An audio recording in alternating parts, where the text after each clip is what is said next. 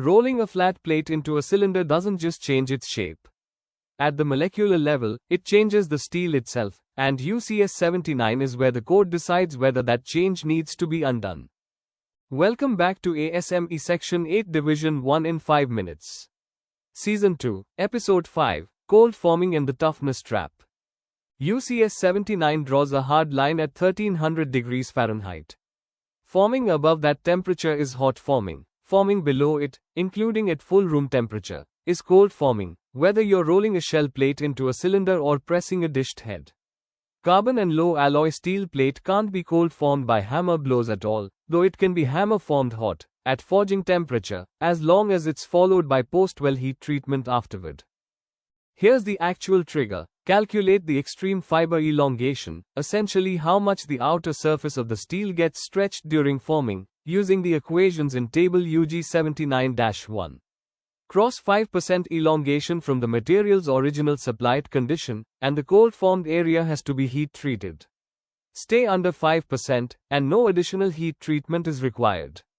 It's a precise, calculable number, not a judgment call. A tightly rolled small diameter shell is far more likely to cross that line than a gently curved large one.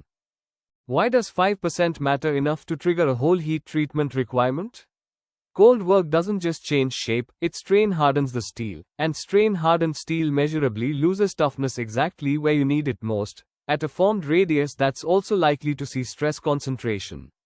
It's the same underlying concern as Season 1's impact testing episode, just triggered by forming strain instead of low temperature.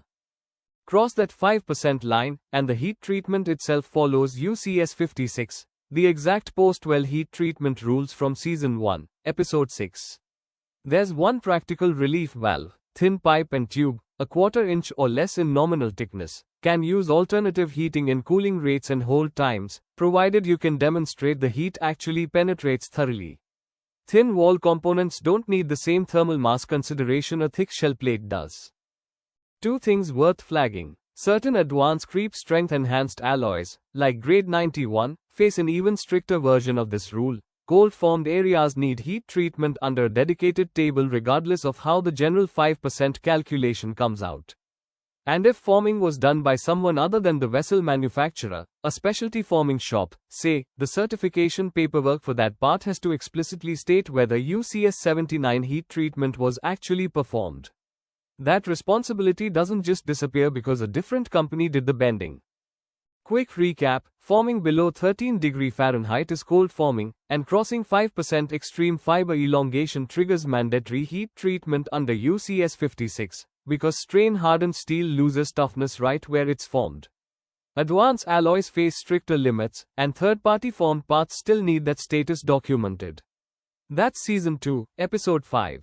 Full calculation walkthrough is linked below on Weld Fab World. Subscribe. Episode 6 covers part UHT in quenched and tempered steel vessels.